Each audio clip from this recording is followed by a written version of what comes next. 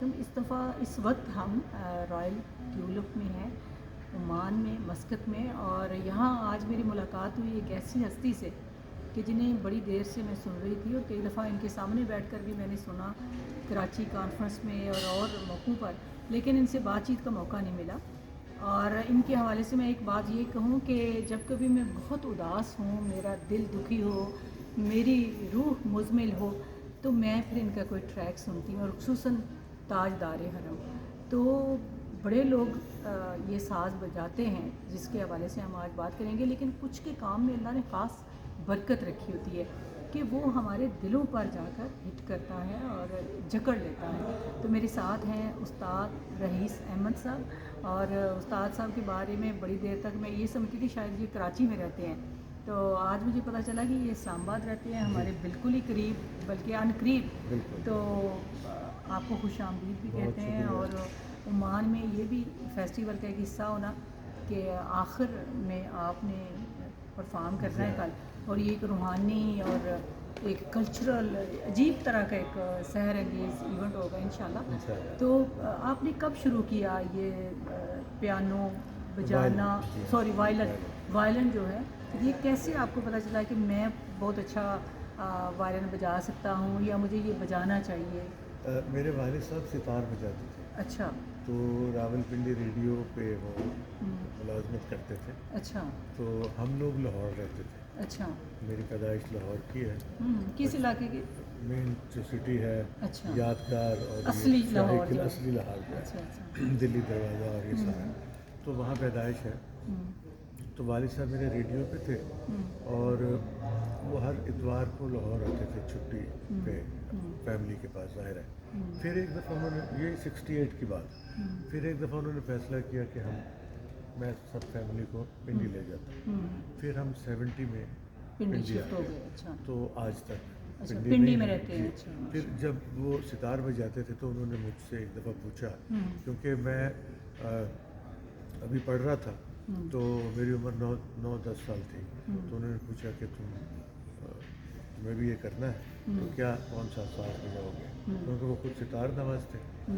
मैंने फिर उनको कहा, एकदम से कहा कि वायलिन मैं सीखूँगा। हमारे घर में सारे साज होते थे पड़े हुए। अच्छा। शागिर्द भी आते थे मेरे वालिद साहब के, वो सबको सिखाते थे। तो मैंने उनको वायलिन, तो उन्होंने एकदम से यानी हैरत का इजहार किया कि सोचे समझे बगैर जो है वो, तो वो ज़ाहिर है बड़े लोग, ज़हीन लोग और बारीक लोग जो होते हैं, वो एकदम से इस बात को देखते हैं कि उन्होंने भी 1-2 दफ़ा मुझे पूछा, अंदर की आवाज़ थी। जी जी, उन्होंने 1-2 दफ़ा फिर पूछा कि फिर देख लो क्या तुम करना चाहते हो। ये एक बड़ी अच्छी चीज़ हुई। वो कह सकते थे कि ये साज है जी, ये शुरू करो, ये बजाओ, बिल्कुल कह सकते। बिल्कुल बिल्कुल। उन्होंने मुझसे पूछा, तो मैंने फिर वायलिन कहा। तीसरी दफ़ा उन्होंने कहा क्यों? अच्छा।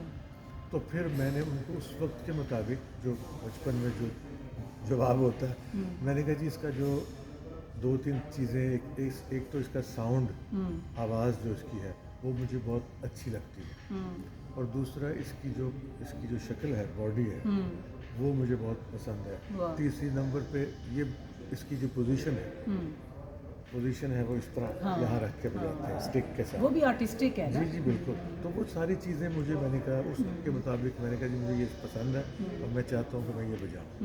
उन्होंने उसी वक्त कहा कि अभी उस्तादी शागिर्दी होगी, और रात के 12 बजे का टाइम था, तो उसी वक्त वायलिन अंदर से लाए और उन्होंने दुआ की, और जो भी छोटी ये नहीं कि उस्तादी शागिर्दी के बगैर नहीं, रस्म जो होती है वो उन्होंने तो उसी अब वक्त वालिद से ही सीखा आपने? जी। फिर मुझे वायलिन उन्होंने सिखाया, हालांकि वो खुद सितार नवाज थे, और वायलिन उन्होंने मुझे सिखाया। और मैं एक बात आपको बताना चाहता हूँ कि वायलिन, मुझे ऐसा लगता है कि अगर मैं किसी वायलिनिस्ट से वायलिन सीखता, मुमकिन है इस स्टेज पे ना होता।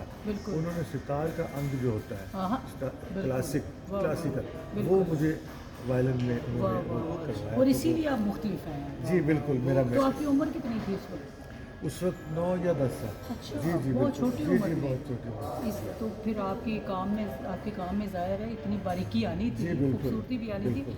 और ये वायलिन जो है, ये वैसे कहाँ का साज है? देखिए, साज तो ये इटली का है। अच्छा। बल्कि ये भी मैं आपको बता दूं कि 1600 ईस्वी में, 16th सेंचुरी में ये ईस्ट इटली में इजाद हुआ था। अच्छा।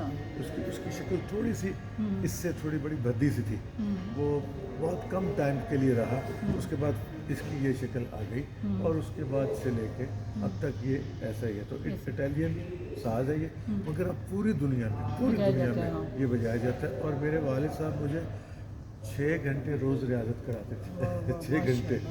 तो हम बड़े तंग पड़ जाते थे कि ये क्या, सुबह भी जब देखो वो बहुत डरते थे हमसे, तो वो बड़े सख्त थे। तो उन्होंने कहना कि ले आओ, कुछ नहीं हो सकता, लेकर 2 घंटे रियाजत करवा रहे हैं, राग ताल जो चीज़ें भी मुख्तलिफ असनाफ हैं उसके साथ म्यूज़िक जोड़ी। की, तो वो उन्होंने अपना अंग जो है वो बिल्कुल। मुझे अच्छा देखिए, जब आप तजर्बे करते हैं मुख्तलिफ खाली वायलिन से, अभी आपने खुद ही बात खोली जी। कि खाली वायलिन से वो बात नहीं बननी थी, जी। क्योंकि हमने बहुत सारे लोगों को ये साज बजाते देखा है, मुल्क में भी मुल्क से बाहर भी, लेकिन जो तासीर जो बरकत आपकी परफॉर्मेंस में होती है वो कभी देखी नहीं है। तो ये जो इसके पीछे राज है वो भी आपने बता दिया है आपने बड़ी अच्छी एक बात ना? की है हाँ। कि इसमें अल्लाह की एक बरकत है। हाँ। यकीन- तो वो माहौल बनता जाता है ना, जी, जी, वसीला, बिल्कुल, बिल्कुल। क्योंकि आपके मुंह से फिरबदी निकलना और ये सारे वसीले होते हैं, और फिर आपको एक ऐसी रहनुमाई मैसर आना जी। कि जिन्होंने आपको बाकी साज़ों की सूझबूझ और बाकी जो सारे मामले वो भी समझाए, वो भी तो समझाए, फिर जी। एक नुदरत, एक मुनफरिद उसमें अंदाज सामने आया। जी, बिल्कुल। तो उसके बाद आपने इसी को अपना रोज़गार बनाया, जी, वसीला बिल्कुल। बनाया। हाँ जी, क्योंकि जिस वक्त मैंने सीखना शुरू किया तो ज़्यादा टाइम नहीं मिला। 6 से 7 साल मैं अपने वाले से सीख सका। उसके बाद 81 में उनकी डेथ हो, लेकिन उन्होंने इतना ज़्यादा, मैं 17 साल का था शायद उस वक्त। अच्छा अच्छा। जी। तो मगर उन्होंने इतना ज़्यादा हमें इन सालों में इतना ज़्यादा ट्रेन किया कि हर रोज़ नया राग, नया ताल, नई साउंड, नया गाना, नई कोई चीज़, ये सारा। तो मैं कहता था, इतना कुछ अपनी वालदा से कहता था कि मैं ये इतनी बड़ा प्रेशर है मेरे पे, इतना ज़्यादा मैं कैसे याद करूँगा। लेकिन बड़े लोगों की बड़ी बाद में फिर पता सोच चला, हाँ। कि पता नहीं, उनको लगता था मेरे पास टाइम नहीं है, जो भी है। तो वो जो उन्होंने हमारे कानों में डाल दिया ना, हाँ। वो फिर जब उनकी डेथ हुई उसको लेके फिर उसी को लेके आज तक चल रहे हैं। इतना कुछ उन्होंने हमें हर मौसीकी के बारे में, वाह, वाह। जो बारीकियाँ होती हैं ना मौसीकी की, अब मुख्तलिफ सिन्फ हैं, गज़ल, गीत, फोक, क्लासिकल, ठुमरी, काफ़ी, ख्याल, ये सारे मौसीकी के असनाफ हैं।